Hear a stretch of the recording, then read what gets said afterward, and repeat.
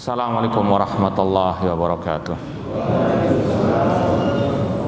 Innal hamdalillah nahmaduhu wa nasta'inuhu wa nastaghfiruh wa na'udzu billahi min syururi anfusina wa min sayyiati a'malina.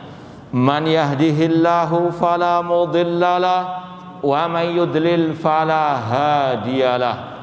Asyhadu an la ilaha illallah wahdahu la syarikalah wa asyhadu anna Muhammadan abduhu wa rasuluh. Ya ayyuhalladzina amanu taqullaha haqqa tuqatih wa la tamutunna illa wa antum muslimun.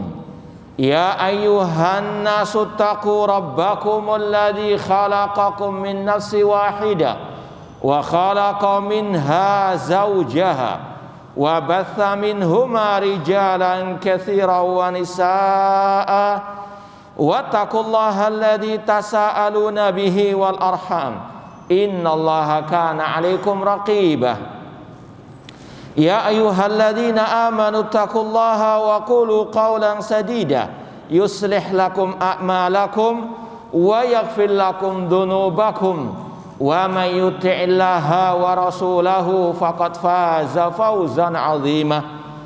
Amma ba'd, fa inna asaqal hadithi kitabullah wa khairal hadi hadi Muhammadin sallallahu alaihi wasallam wa syarrul umuri muhdatsatuha wa kullu muhdatsatin bid'ah wa kullu bid'atin dhalalah wa kullu dhalalatin finnar. Ma'asal muslimin, ikhwani fillah wa akhwati, bapak-bapak, ibu-ibu, saudara-saudariku rahimani wa rahmakumullah. Alhamdulillah, segala puji bagi Allah Subhanahu wa taala yang mempertemukan kita kembali dalam kajian kitab Arba'una Haditsan fit Tarbiyati wal Manhaj, kumpulan 40 hadis tentang tarbiyah dan manhaj oleh Fadilatul Syekh Dr. Abdul Aziz As-Sadhan hafidhallahu taala. Semoga Allah Subhanahu wa taala menambahkan kepada kita ilmu yang bermanfaat dan al-amal as-saleh. Langsung saja kita lanjutkan al-hadits ats-tsalasun, hadis yang ke-30. Qala Rasulullah sallallahu alaihi wasallam, Rasul SAW bersabda, nadzarallahu abdan sami'a maqalati fawa'aha wa hafidhaha thumma addaha ila man lam yasma'ha. Kata Rasulullah SAW, semoga Allah menyinari, memperindah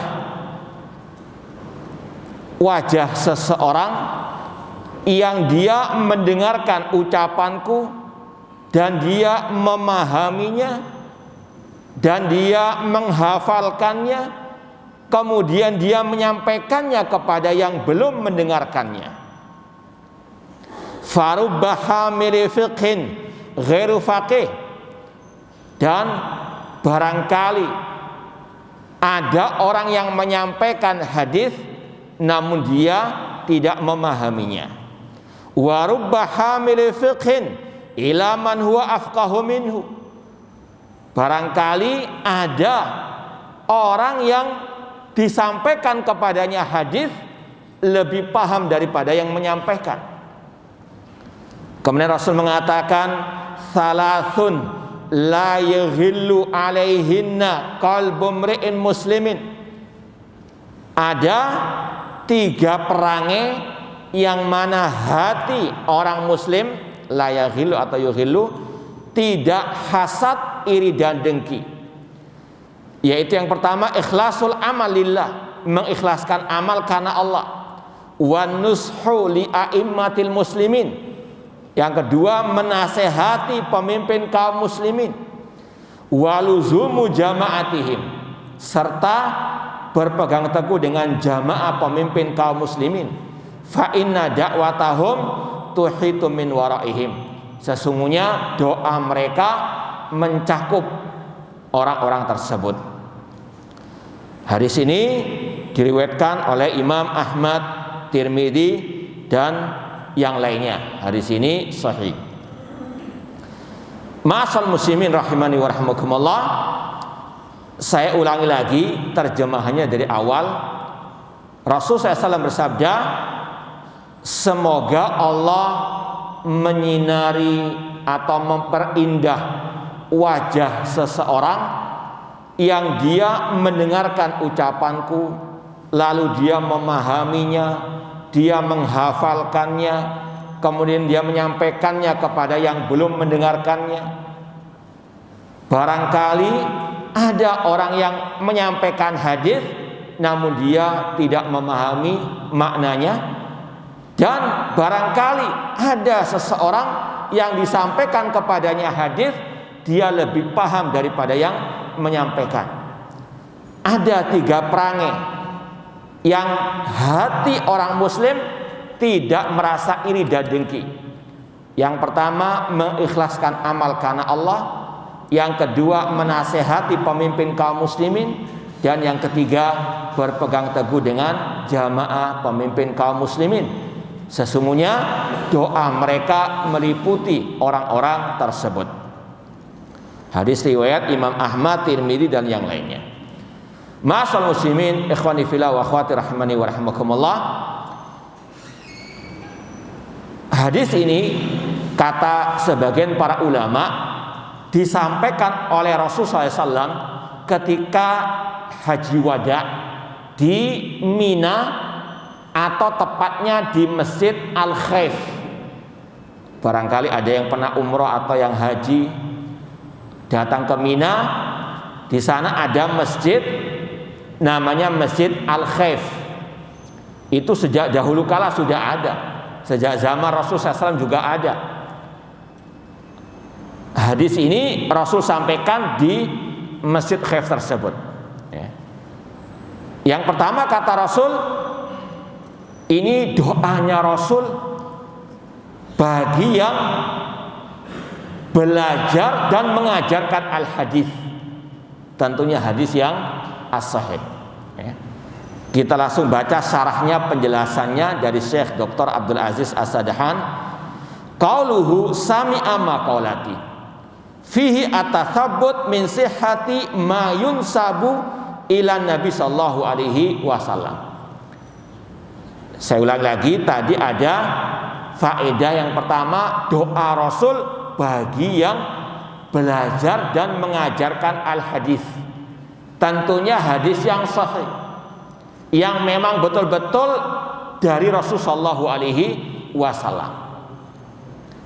Makanya pelajaran yang pertama kata Syekh, di dalam hadis ini ada kewajiban untuk teliti dalam menyampaikan hadis yang dinisbatkan kepada Rasul sallallahu alaihi wasallam. Karena Rasul mengatakan tadi, semoga Allah memperindah, menyinari wajah seseorang yang dia mendengarkan ucapanku, bukan ucapan yang lainnya. Dalam artian, kalau kita mendengarkan orang mengatakan Rasul bersabda, jangan percaya dulu. Betul enggak itu hadis sahih? Kenapa demikian? Karena Rasul mengancam orang yang berdusta atas nama beliau. Dalam Sahih Muslim, Rasul mengatakan, man kadzaba alayya muta'ammidan falyatabawa maq'adahu minan nar. Barang siapa yang berdusta atas namaku, maka siapkanlah tempat duduknya atau tinggalnya di dalam neraka. Tidak main-main ancamannya. Neraka kata Rasul bagi yang berdusta atas nama Nabi SAW, ngarang-ngarang hadis, atau tahu itu hadis yang tidak sahih namun disampaikan. Naudzubillahi min dzalik. Ini ancamannya berat kata Rasul SAW. Dan banyak ribuan hadis yang tidak sahih dari Rasul SAW, bahkan mungkin palsu. Contoh kata para ulama, hadis yang masyhur di kalangan orang-orang yang belajar, yaitu utlubul ilma walau bisin. Belajarlah ilmu meskipun ke negeri Cina. Ini hadis kata Syekh Al-Albani rahimahullah, la aslalahu, tidak ada asalnya. Sekali lagi, hati-hati. Banyak hadis-hadis yang sahih, kenapa kok kita nyampaikan yang dhaif? Kata seorang ulama tabi'in yang bernama Abdullah bin Mubarak, fi sahih ghunyatun anid dhaif. Di dalam hadis yang sahih sudah ada kecukupan. Ya. Contoh lagi, an-nadhafatu minal iman, kebersihan bagian daripada al-iman. Maknanya benar, tapi bukan berarti itu dari Rasulullah sallallahu alaihi wasallam. Perlu apa? Rujuk kepada para ulama ahli hadis, para pakar-pakar ahli al-hadis. Di antara pakar ahli hadis abad ini, Syekh Muhammad Nasruddin Al-Albani rahimahullah taala. Beliau menulis karya-karya ilmiah tentang hadis. Di antara yang paling masyhur silsilah ahadits sahihah dan silsilah ahadits dhaifah. Beliau punya berjilid-jilid kitab kumpulan hadis-hadis sahih dan kumpulan hadis-hadis yang tidak sahih atau dhaif yang lemah. Ya. Terutama bagi para dai, para ustadz. Demikian, sebelum menyampaikan cari dulu referensinya ini sahih atau tidak.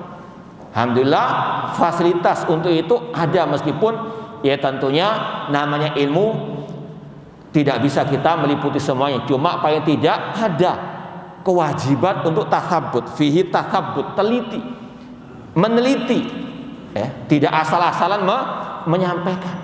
Ancamannya tadi kata Rasul, barang siapa yang berdusta atas namaku atau yang sengaja berdusta atas namaku, siapkan tempat tinggalnya di dalam api neraka. Naudzubillahi min dzalik. Dan ini yang juga dipraktekkan oleh para sahabat Rasulullah SAW.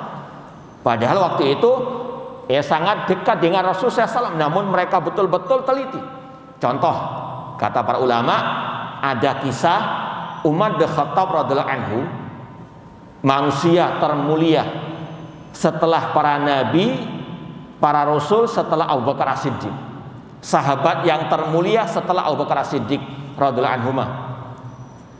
Beliau suatu saat didatangi oleh sahabat Rasulullah SAW. Kemudian sahabat tadi mengetok pintunya sampai 3 kali, tidak dibukakan oleh Umar bin Khattab. Sahabat tadi pulang, pergi. Umar bin Khattab tahu si fulan ini datang ke rumah beliau, tapi beliau mungkin karena sibuk dan sebagainya di dalam tidak sempat membukakan pintu. Dikejar oleh Umar bin Khattab. Kemudian Umar bin Khattab mengatakan, kenapa engkau enggak menambah ketukan sehingga aku bukakan? Kata sahabat tadi, aku mendengar sabda Rasulullah SAW, idza sta'dana ahadukum salasan falam yu'dan lahu falyarji. Kata Rasul, apabila salah seorang di antara kalian mengetok pintu, bertamu, mengetok pintu sampai 3 kali tidak dibukakan, pulanglah. Jangan terus digedor-gedor, ya. Dimiskol sampai 100 kali, jangan. Orang kadang di dalam ada kesibukan atau yang istirahat dan seterusnya. Kata Rasul, cukup 3 kali nggak dibukakan, pulang. Ini para sahabat dahulu mengamalkan hadis Rasulullah SAW yang dia dengarkan. Kata Umar bin Khattab, ini intinya. Umar bin Khattab nggak langsung percaya. Ini untuk mengajarkan kita tasabbut. Kata Umar bin Khattab, datangkan kepadaku saksi lain yang mendengarkan hadis itu dari Rasulullah SAW. Bukan Umar bin Khattab menuduh sahabat tadi berdusta, tidak. Cuma apa? Mengajarkan teliti atau berhati-hati dalam menyampaikan hadis Rasulullah SAW. Nah, faedah yang kedua, qauluhu fawa'aha wa hafidhaha. Rasul mengatakan tadi, semoga Allah menyinari, memperbaiki wajah seseorang yang dia mendengarkan ucapanku lalu dia memahaminya dan dia menghafalkannya. Di situ ada pelajaran at-tathabbut minal murad bi kalamin Nabi SAW, min khilalin nadhar fi kalamir rasikhin min ahlil ilmi. Di sini juga harus ada ketelitian. Yang pertama, teliti dalam menyampaikan hadis. Apakah hadis itu sahih dari Rasulullah SAW atau tidak? Dari segi sanad istilahnya, dari segi periwayatan. Yang kedua dari sisi maknanya, dirayah. Jangan sampai gagal paham tentang sabda Rasulullah Shallallahu Alaihi Wasallam. Dan ini yang sudah sering kita sampaikan, sumber kesesatan kelompok-kelompok sempalan kaum muslimin diantaranya karena gagal paham, salah paham, memahami hadis Rasulullah Shallallahu Alaihi Wasallam. Sebagaimana kata Al-Imam Ibnu Abil Is Al-Hanafi rahimahullah dalam Syarah Aqidah Thahawiyah, beliau mengatakan bal su'ul fahmi anillahi wa rasulihi mansya'u kulli bid'atin wa dhalalatin fi hadil ummah. Salah paham, gagal paham tentang firman Allah, tentang sabda Rasul, itu sumber kesesatan dan kebid'ahan di tengah umat. Maka hati-hati ya. Contoh, ada kelompok yang masyhur lah, katanya kalau apa, masuk masjidnya itu kalau keluar selain dari kelompok mereka dipel ya. Karena apa? Najis kata mereka. Mereka luar biasa mengajarkan hadis, kalah kita dalam masalah apa? Menyampaikan hadis, cuma ya sesuai dengan selera mereka. Tidak paham, namun mereka sampaikan sesuai dengan ajaran tokoh-tokoh mereka sendiri. Di antaranya mereka membawakan hadis yang mereka sering di antara dalil mereka, kita ini kafir, karena mereka mengatakan ini sebetulnya bukan sabda Rasul SAW. Mereka katakan la islama illa bil jamaah, tidak ada Islam kecuali dengan jamaah. Yang maksud dengan jamaah ya jamaah mereka. Artinya kalau nggak ikut jamaah mereka bukan Islam. Ini salah satu dalil mereka untuk mengkafirkan selain kelompok mereka. Ini dalil semua orang itu najis karena bukan muslim, bukan Islam. Dengan dalil tadi la islama illa bil jamaah, dan mereka tafsirkan al jamaah itu ya mereka sendiri. Yang nggak ikut anggota jamaah mereka bukan muslim, bukan Islam. Makanya najis, kalau masuk masjid mereka dipel ya. Ini masyhur sudah ya. Mereka pakai hadis, cuma apa? Mereka pahami sendiri hadis tersebut, tidak kembali kepada penafsiran para salafus soleh atau para ulama yang rasikhina fil ilm, yang kokoh keilmuannya. Nah, hati-hati. Makanya kata beliau di sini, di dalam ucapan Rasul tadi ada pelajaran berharga, wajibnya tasabbut, teliti, berhati-hati tentang apa yang dimaksud dengan hadis tersebut. Makanya harus apa? Kata beliau, rujuk kepada ucapan para ulama ar-rasikhina fil ilmi. Contoh, Sahih Bukhari ada syarahnya, ada penjelasannya, yaitu diantaranya Fathul Bari karangan Imam Ibnu Hajar Al-Asqalani. Sahih Muslim misalnya ada syarahnya, yaitu syarahnya Imam An-Nawawi rahimahullah. Sunan Abi Dawud ada syarahnya Aunul Ma'bud. Tirmidzi ada juga syarahnya Tuhfatul Ahwadi, dan seterusnya. Tinggal kita apa? Mau ndak meneliti, jangan asal-asalan. Ya, sekali lagi ini pelajaran bagi kita semuanya, terutama yang menyampaikan di sini. Ketika menyampaikan hadis, rujuk lagi. Ya. Alhamdulillah misalnya kemarin sebelum kita menyampaikan hadis ini, kita berusaha merujuk buku-buku para ulama yang berkaitan dengan hadis ini. Alhamdulillah ada sebuah buku yang luar biasa tentang syarah hadis ini, yaitu sebuah buku karya ahli hadis kota Madinah, Syekh Abdul Muhsin Al-Abbad Al-Badr. Alhamdulillah kita pernah belajar kepada beliau di Masjid An-Nabawi.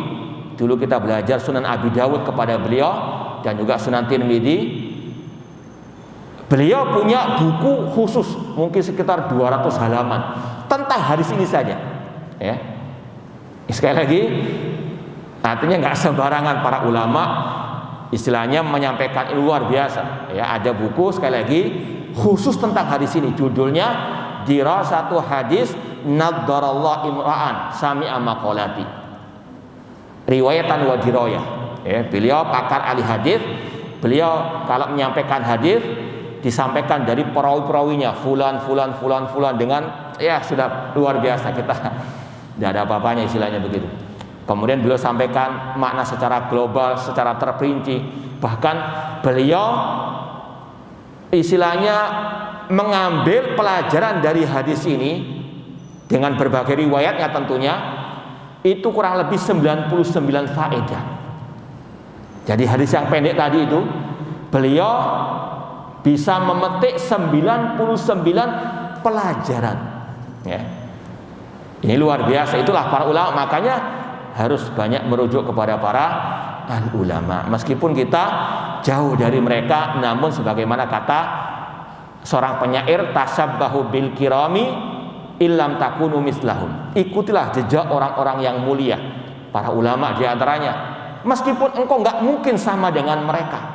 Inna tasabbuh bil kirami falahu. Karena menyerupai orang yang mulia itu suatu kemuliaan. Ya. Jadi sekali lagi, bukan hanya berhati-hati meneliti dalam masalah sahih atau dhaifnya, namun juga masalah pemahaman hadisnya. Ya. Kemudian wa fihi anal intifa bil ilmi wa tahsilil ajal la yakunu illa bil amal bila bima alim. Mengambil manfaat dari ilmu dan memperoleh pahala dari ilmu itu harus diwujudkan juga dengan al-amal. Ya. Misalnya menyampaikan masalah akhlak, ya, tapi tidak diamalkan. Menyuruh orang jujur namun dia berdusta. Menyuruh orang lemah lembut namun dia kasar. Menyuruh orang berkasih sayang namun dia kejam misalnya. Na'udzubillahi min dzalik. Ini sangat jauh dari keberuntungan menyampaikan hadis Rasulullah sallallahu alaihi wasallam tersebut. Li'anna min lazimis sana ala man wa'al ilma wa hafidhahu an yakuna amilan bihi. Karena Rasul memberikan doa yang baik ini bagi yang tadi mendengarkan hadis beliau, memahaminya, menghafalkannya, dan tentunya mengamalkannya. Semoga Allah Subhanahu wa taala menjadikan kita sebagai orang-orang yang senantiasa mengamalkan hadis Rasulullah SAW yang sahih. Bi khilafit takatsur min samal ilmi waqtina al kutub bila amal. Tidak cukup hanya sekadar banyak-banyakan ilmu, tidak cukup hanya sekadar banyak-banyakan kitab, namun harus ilmu dengan al-amal. Makanya kata para ulama, hatafal ilmu bil amal. Ilmu itu harus connect dengan amal. Kalau tidak diamalkan, ilmu itu akan hilang. Tidak ada barokah al-ilmu. Makanya kita diajarkan doa, Allahumma inni as'aluka ilman nafi'ah. Ya Allah, aku mohon kepadamu ilmu yang bermanfaat. Di antara ilmu yang bermanfaat, ilmu yang diamalkan. Ya, makanya dalam Al-Quran dikatakan jazaan bima kanu ya'malun. Surga itu balasan bagi yang mengamalkan, yaitu mengamalkan ilmu yang bersumber dari Al-Quran dan Sunnah dengan pemahaman para salafu as-soleh. Ya, kemudian di sini dibawakan ucapan Imam Barbahari, kita lewati. Kemudian pelajaran yang berikutnya, Rasul mengatakan, kemudian orang itu menyampaikan kepada yang belum mendengarkannya. Fihi fadilatu tablighil ilmi wa bi khassa liman yajhaluhu. Di dalamnya ada keutamaan menyampaikan ilmu kepada yang belum mengetahui. Cuma tadi, jangan sampai semangat menyampaikan namun nggak paham. Ada orang-orang yang semangat keliling dakwah sampai ke penjuru dunia, ya, 3 hari 4 hari, namun nggak paham apa yang dia sampaikan. Ya. Kata dia, kan Rasul mengatakan balighu anni walau ayat, sampaikan dariku meskipun 1 ayat. Yang pertama, betul enggak yang disampaikan itu dari Rasul SAW? Apalagi mereka dikenal suka menyampaikan hadis-hadis yang dhaif. Itu yang pertama, kesalahan mereka. Yang kedua, paham enggak yang disampaikan? Ya. Jangan hanya bermodal terjemahan keliling dunia, keliling Indonesia untuk dakwah. Modalnya apa? Terjemahan. Enggak paham apa syarah para ulama, berbahaya. Contoh, Berapa tahun yang lalu ya, kita pernah dicurhati oleh banyak jamaah lewat telepon, SMS, lewat langsung tanya. Ada satu dai, dia mengajarkan hadis luar biasa, hafal nomor-nomor hadisnya. Yang dia sampaikan waktu itu ucapan Abdullah bin Mas'ud radhiyallahu anhu. Dia mengatakan, Abdullah bin Mas'ud mengatakan, barang siapa yang tidak sholat berjamaah di masjid, maka dia meninggalkan sunnah Nabi. Barang siapa meninggalkan sunnah Nabi, maka dia kafir. Heboh kan? Ya kan? Dia nggak salah juga sebetulnya kalau membaca dari apa? Terjemah. Memang terjemahannya seperti itu.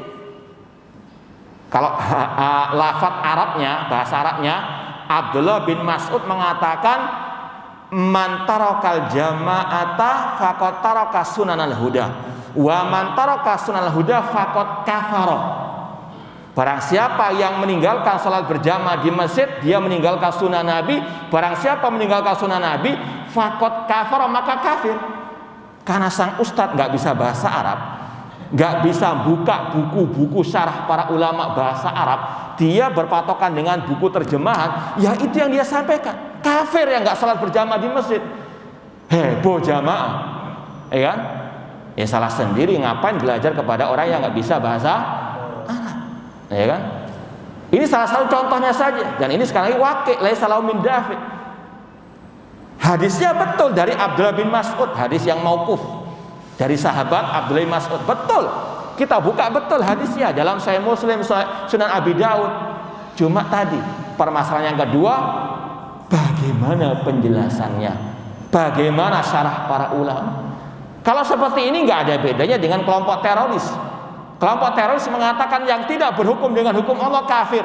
Apa dalilnya? Al-Maidah 44. Wa man lam yahkum bima anzalallahu fa ulaika humul kafirun. Barang siapa tidak berhukum dengan hukum Allah, kafir. Lafaz Arabnya seperti itu. Cuma kan butuh penafsiran para ulama. Abdullah bin Abbas radhiyallahu anhu, sahabat Rasul, mentafsirkan fa ulaika humul kafirun, kafir yang tidak mengeluarkan dari Islam, atau kufrun duna kufrin, kufur kecil. Masalahnya tadi sang ustaz nggak bisa bahasa Arab, nggak bisa merujuk kepada syarah para ulama yang berbahasa Arab, fatal akibatnya.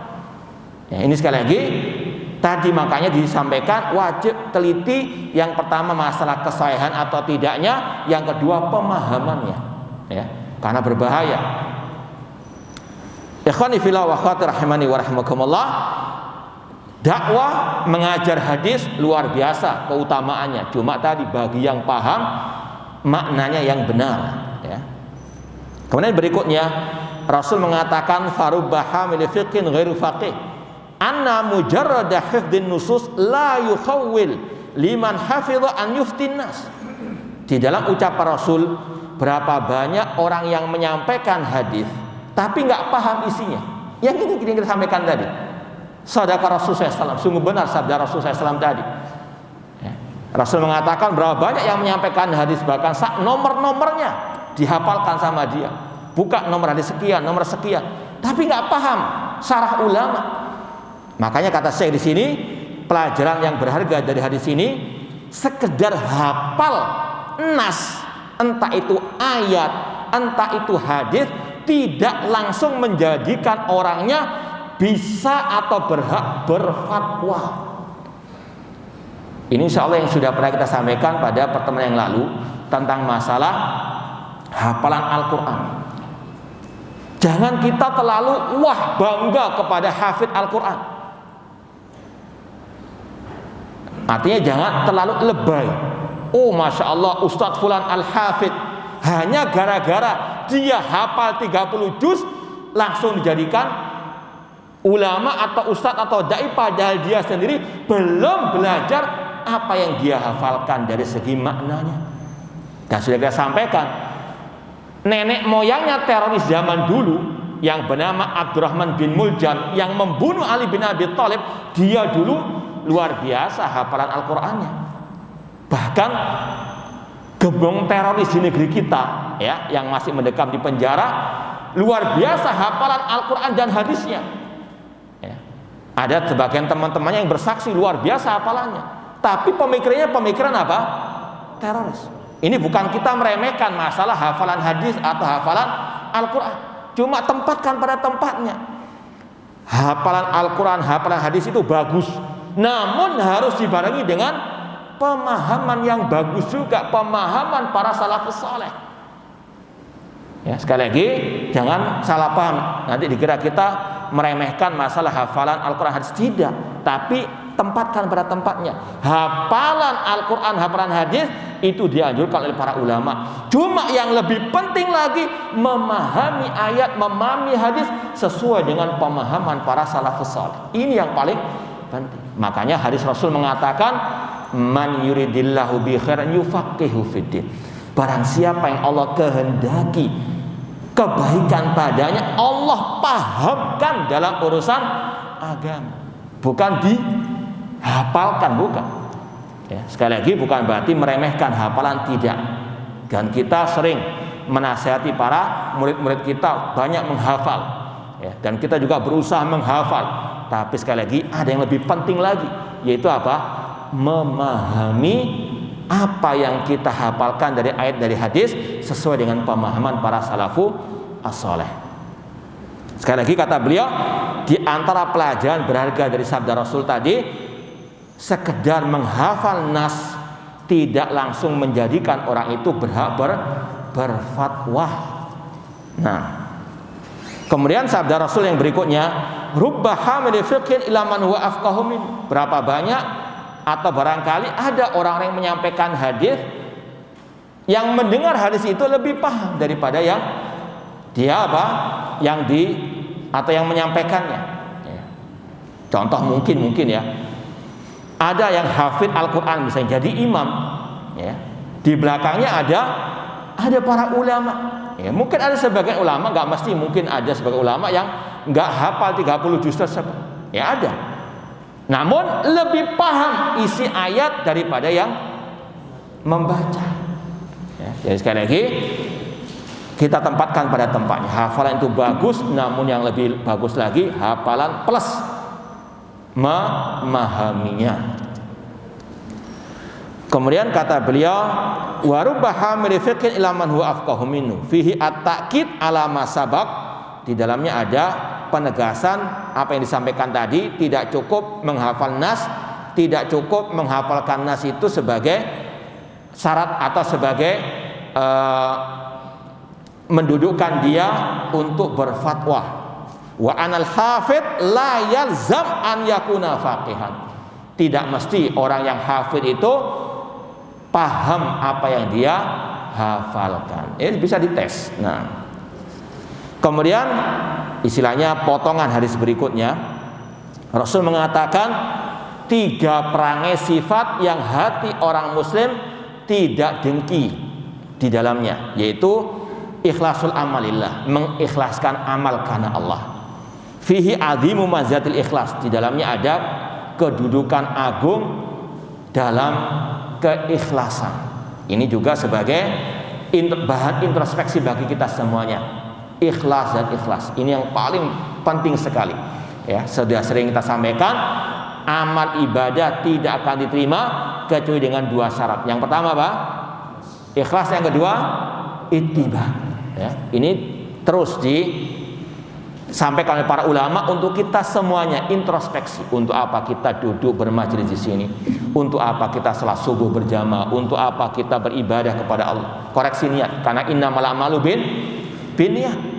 Kalau enggak ikhlas, ancamannya berat kata Rasul. Awwalu man tusar bihimun nar thalatha. 3 golongan yang pertama kali dimasukkan ke neraka. Di antaranya orang yang belajar ilmu tapi tujuannya untuk dikatakan alim, belajar Al-Quran untuk dikatakan Al-Qari. Na'udzubillahi min dzalik. Bahkan Rasul mengatakan dalam hadis Sunan Tirmidzi, man ta'allama ilma mimma yubtagha bi wajhillah la yata'allam illa li gharadin dunya lam yajid rihal jannah. Barang siapa belajar ilmu agama yang sebenarnya untuk menggapai ridha Allah, namun dia mencari ilmu agama untuk mencari bagian dari urusan dunia, maka dia tidak mencium bau surga. Na'udzubillahi min dzalik. Makanya kata Rasul, ya harus betul-betul ikhlas dalam beramal. Di antaranya talabu al-ilmi. Semoga Allah menjadikan amal kita ikhlas karenanya. Yang kedua, hati orang muslim tidak akan dengki dalam masalah menasehati pemimpin kaum muslimin. Dan kata Rasul, ad-dinun nasihat, agama adalah nasihat. Di antaranya menasehati pemimpin kaum muslimin. Dan kata para ulama, makna menasihati pemimpin kaum muslimin yaitu dengan mendengar dan taat kepadanya dalam hal yang baik, yang tidak bermaksiat kepada Allah.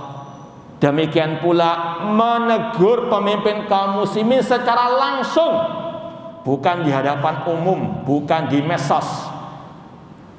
Artinya apa di sini? 3 perangai yang hati orang muslim tidak ada kedengkian di dalamnya. Berarti kalau ada orang yang mencaci maki pemimpin kaum muslimin, ada orang yang mengkritik pemimpin kaum muslimin di hadapan umum, di dalamnya ada apa? Penyakit dalam hatinya, ada kedengkian dalam hatinya. Ini Rasul yang mengatakan demikian. Salasun la yaghillu fihi qalbu mri'in muslimin. Maka sekali lagi, hati-hati.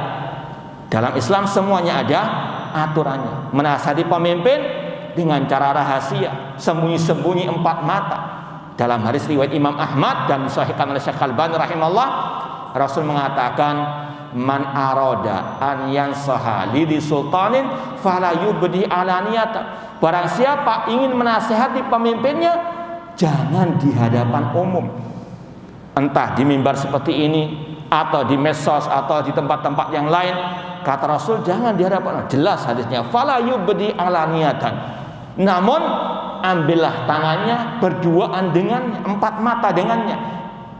Fa in qabila fadha, jika diterima alhamdulillah, jika tidak telah gugur kewajiban. Ini dalam Islam semua sudah ada aturan mainnya. Menasihati pemimpin bagian dari agama, ibadah, ada aturan mainnya. Harus ikhlas, ittiba'u as-sunnah. Nah, kemudian dibawakan di sini ucapan Imam Dahabi, ya panjang kita lewati. Kemudian wa fi anna aulan nasi binushilahum a'immatul muslimin li anna fi salahihim salahan li ghairihim. Di antara manusia yang layak disampaikan kepada nasihat adalah pemimpin kaum muslimin, karena dalam kebaikan mereka ada kebaikan bagi selain mereka. Kemudian sabda Rasul, luzumu jamaatihim, berpegang teguh dengan jamaah pemimpin kaum muslimin. Fihi hathul Islam ala ijtima' wa dhammil iftiraq. Di dalam ucapan Rasul berpegang teguh dengan jamaah pemimpin kaum muslimin, Islam menganjurkan untuk bersatu di bawah pemimpin kaum muslimin. Jangan memecah belah barisan kaum muslimin.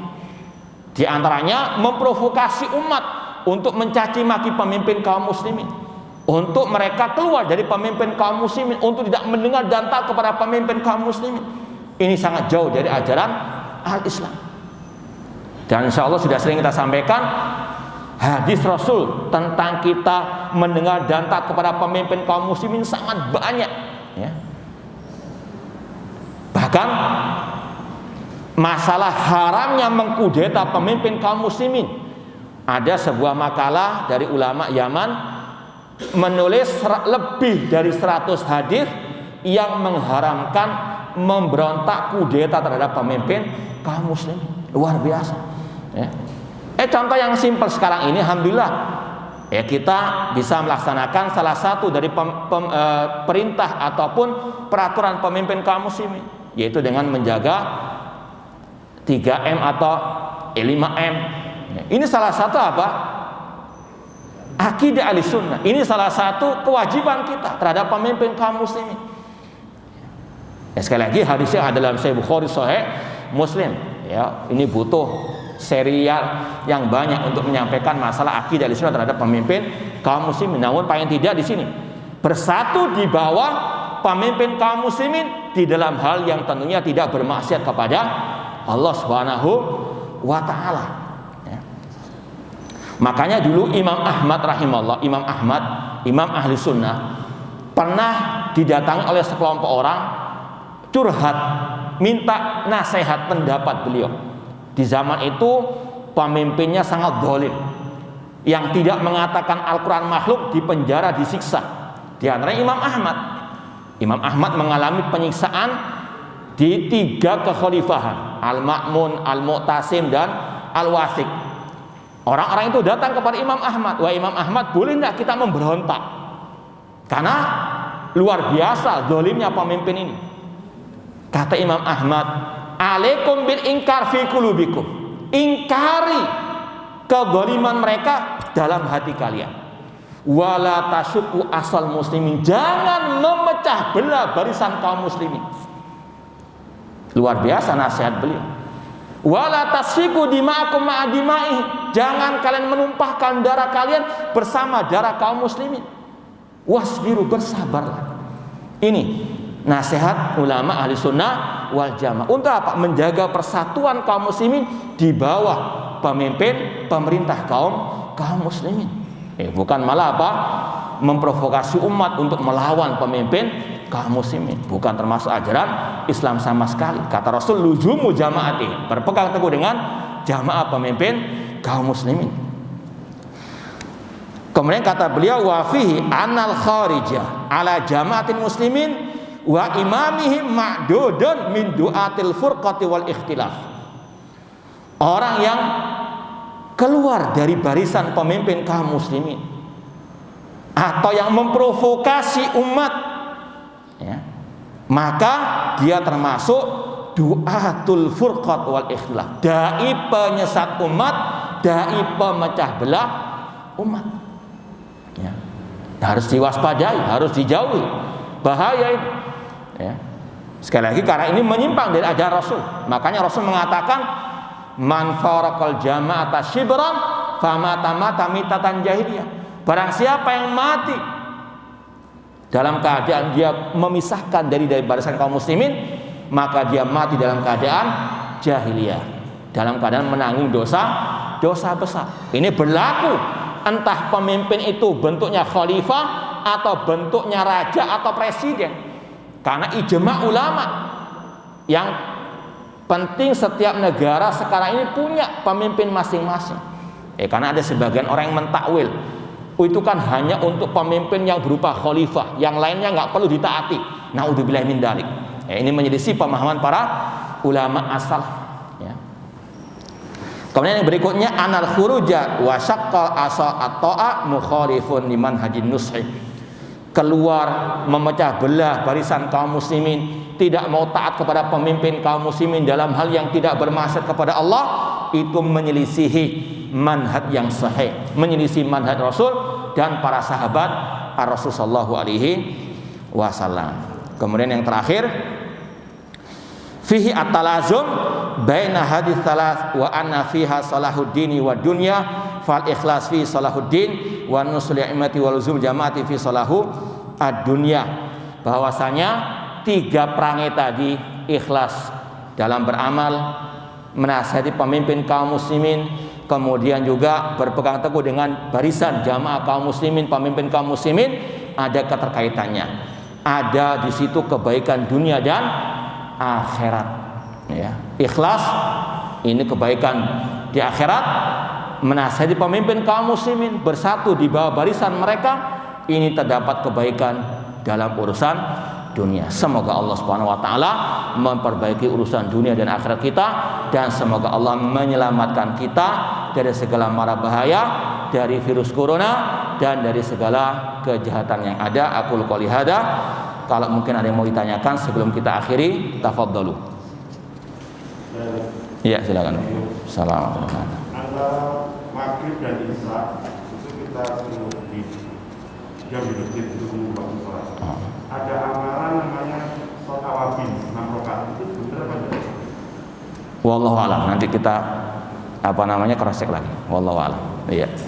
Pernah kita lewati, cuma belum kita dalami lagi. Wallahu a'lam. Nah, yang lain? Ya. Salam.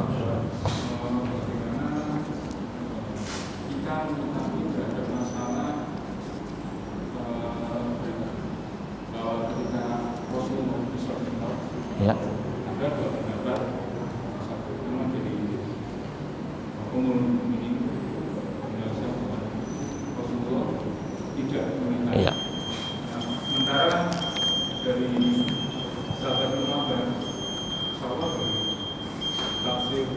Iya, Ana sudah bisa membaca pertanyaannya. Ya. Ada pernyataan yang salah satu bentuk kedustaan kepada Allah bahwa melihat. Iya. Ada dua pendapat dari sahabat Rasul. Ada yang mengatakan Rasul pada waktu Isra Mi'raj melihat Allah. Ada pula yang mengatakan tidak. Itu ya, intinya kan begitu. Sebetulnya tidak ada pertentangan kalau kita teliti. Aisyah yang mengingkari Rasul melihat Allah, yang dimaksud oleh Aisyah, Rasul tidak melihat dengan mata kepala beliau. Paham? Nah, yang menetapkan seperti riwayat Abdullah bin Abbas, dalam riwayat beliau itu maksudnya Rasul melihat Allah dengan mata hati. Artinya betul-betul mengenal Allah dengan dekat-dekatnya. Paham? Jadi tidak ada pertentangan sebetulnya. Intinya apa? Rasul tidak melihat Allah dengan mata kepala beliau. Dan ini yang Rasul tegaskan dalam hadis Abu Dzar. Rasul ditanya, "Har ra'aita rabbak?" Ya Rasulullah, apakah engkau melihat Rabbmu? Kata Rasul, "Nurun anna arah." Ada cahaya yang menghalangiku melihat Allah. Dan Rasul mengatakan, "Hijabu an-nur." Hijabnya Allah itu cahaya. Lau kasyafa, seandainya Allah menyingkapkan hijabnya, lah tarakot subhatu wajhi man taha ilai basaru. Kalau Allah menyingkapkan hijabnya tersebut, akan ya intinya hancur semua yang terlihat. Seperti dalam kisah Nabi Musa, ketika Allah memperlihatkan ke sebuah gunung, hancur gunung itu. Manusia di dunia tidak sanggup melihat Allah.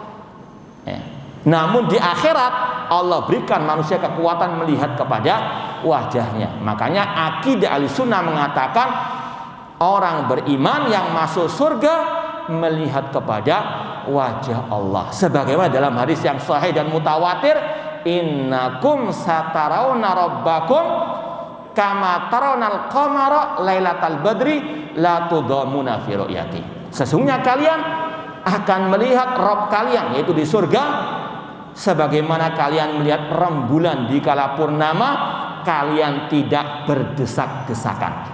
Dan ini sekali lagi tercantum dalam hadis, dalam pembahasan akidah Ahlussunnah wal Jamaah. Paham? Ya.